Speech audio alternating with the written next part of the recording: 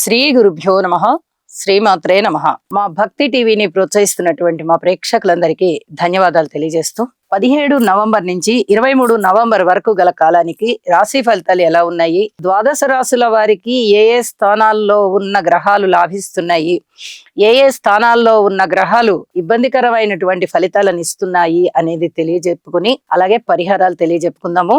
ముందుగా గ్రహ స్థితులు. వృషభంలో చంద్ర గురులు, కర్కాటకంలో కుజుడు, అలాగే కన్యలో కేతువు, వృశ్చిక రాశిలో రవి బుధులు, ధనస్సు రాశిలో శుక్రుడు, కుంభరాశిలో శనిగారు, ఇక రాహు వచ్చేసి మీన రాశిలో. వారాంతానికి వెళ్ళేటప్పటికి 23వ తేదీన చంద్రుని యొక్క స్థితి మాత్రమే మారి ఉన్న కారణంగా గ్రహ స్థితులన్నీ కూడా వార ప్రారంభంలో ఉన్నటువంటి గ్రహాల స్థితులు వాటి రాశుల్లోనే సంచరిస్తూ ఉన్న కారణం చేత ఇక గ్రహ సంచారంలో ఎక్కువగా మార్పు లేదు అని చెప్పి తెలియచేస్తూ ఉన్నాను.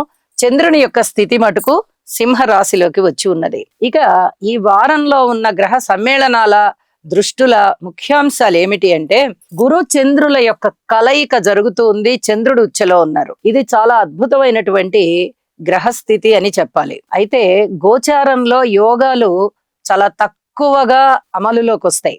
జన్మజాతకంలో కూడా ఆ యోగాలు ఉన్న వాళ్ళకి లేదా ఆ దోషాలు ఉన్న వాళ్ళకి దాని ఎఫెక్ట్ మంచిగాని చెడుగాని చక్కగా స్పష్టంగా పడుతూ ఉంటుంది. అయితే ఈ గురుచంద్రుల కలయిక చాలా చాలా మంచిది. గజకేసరి యోగం కాబట్టి జన్మజాతకంలో అది చాలా అద్భుతమైనటువంటి ఫలితాలను ఇస్తుంది. అలాగే రవి బుధుల కలయిక బుధ ఆదిత్య యోగాన్ని తెలియజెప్తూ ఈ యోగము ఎక్కడ ఉన్నా ఏ రాశిలో ఉన్నా కూడా మంచి ఫలితాన్నే ఇస్తుంది అని చెప్పి తెలియజేస్తూ ఉన్నాను. ముఖ్యంగా ధన ఆదాయం బాగుండడము, అలాగే బంధు ప్రేమ బాగుండడము, ఈ గజకేసరి యోగం వల్ల ధన ఆదాయం బాగుండడము, అలాగే పరువు ప్రతిష్టలు పెరగడము ఇట్లాంటివి ఉండే అవకాశం ఉంది. ఇక గురువు గారి దృష్టి కేతువు మీద సంచరిస్తూ ఉన్న కారణం చేత అద్భుతమైనటువంటి ఆధ్యాత్మిక శక్తి పెరుగుతుంది. అలాగే గురువు యొక్క దృష్టి రవి బుధుల మీద ఉండడం వల్ల అడ్మినిస్ట్రేషన్ కెపాసిటీ పెరగడము, లాంగ్వేజెస్ కి సంబంధించి, రీసెర్చ్ కి సంబంధించి, చక్కగా స్కాలర్స్ కి సంబంధించి, ఉపన్యాసకులకు సంబంధించి,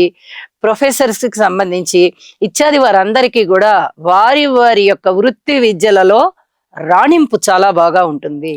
అలాగే శని గారి యొక్క 10వ దృష్టి రవి బుధుల మీద ఉన్న కారణం చేత ఈ చర్మానికి సంబంధించినటువంటి వ్యాధులు గాని బాధలు గాని కాస్త ఇబ్బంది పెడతాయి అని చెప్పి తెలియజేస్తూ ఉన్నాను. అలాగే డాక్టర్ వృత్తిలో ఉన్న వారికి చాలా బాగుంటుంది, డాక్టర్ విద్యలో ఉన్న వారికి బాగుంటుంది, హాస్పిటల్స్ కి బాగుంటుంది, అలాగే మెడికల్ కి సంబంధించిన ఉత్పత్తులు తయారు చేసేవారు, సప్లై చేసేవారు, వాటికి సంబంధించి వ్యాపార లావాదేవీలు చేసేవారు అందరికీ కూడా ఇది బాగుండేటటువంటి అంశం అని చెప్పి తెలియజేస్తున్నాను.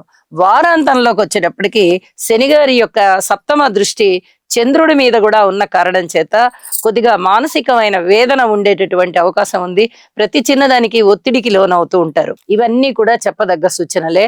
అయితే వీటికి తప్పనిసరిగా పరిహారాలు చేసుకోవచ్చు.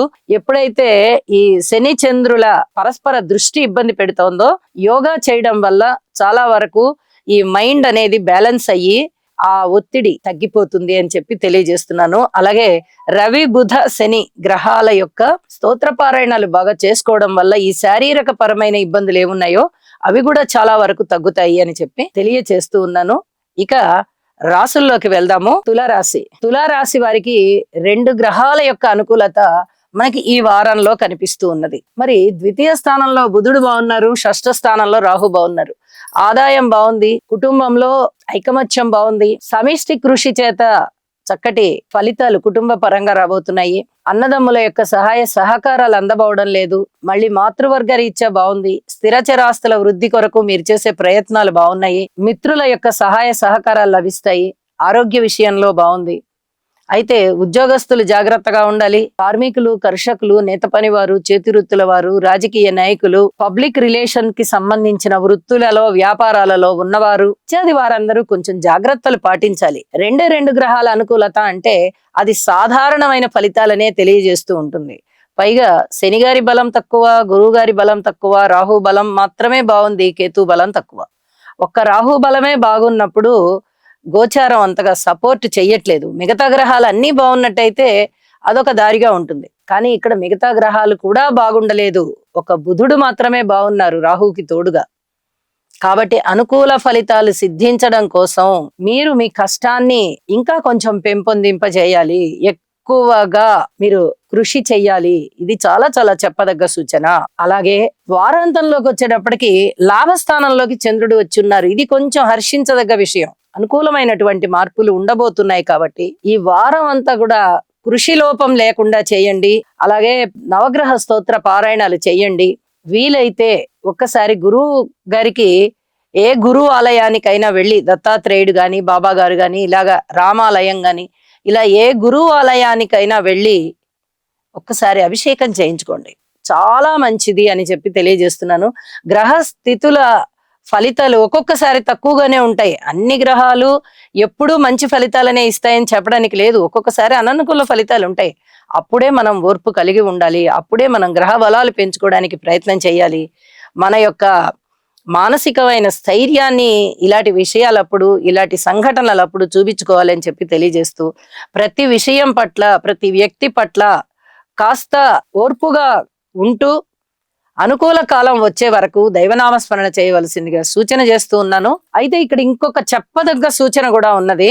అది ఏమిటి అంటే, ఏదైనా స్థిర చరాస్తులకి సంబంధించి మీకు కోర్టు కేసులున్నా, పెద్ద మనుషుల పంచాయతీలున్నా కాస్త వాయిదా వేయడానికి ప్రయత్నం చేయండి. కుజుని యొక్క 8వ దృష్టి శనిగారి మీద ఉంది. శనిగారు చతుర్థానికి పంచమానికి అధిపతి అవుతూ ఉన్నారు. కుజుడేమో ద్వితీయానికి సప్తమానికి అధిపతి అవుతూ ఉన్నారు.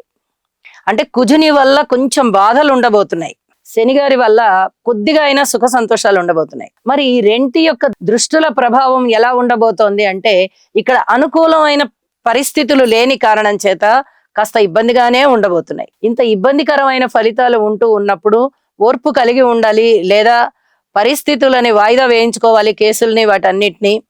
లేదా అవతల వ్యక్తులకే మన పరిస్థితిని చెప్పుకోవాలి. ఇప్పుడు అసలు మా దగ్గర ధనము లేదండి ఖర్చు పెట్టడానికి, ఇంకొక వాయిదా తీసుకోండి. లేదా మేము ఎక్కడో దూరభారంలో ఉన్నాం, ఇప్పుడు రావడానికి అవ్వదు, కాబట్టి మాకు ఇంకొకసారి వచ్చే ఏర్పాటు చేయండి అని ఇలా ఏదైనా మంచి మాటలు చెప్పి వాటిని వాయిదా వేయించుకోవాల్సిందిగా సూచన చేస్తూ ఉన్నాను.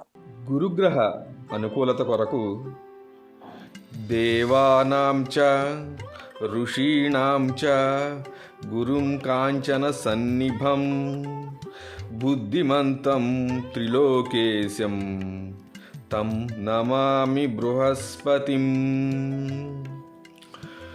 ఓం హ్రాం హ్రీం హ్రౌం సహ బృహస్పతయే నమః.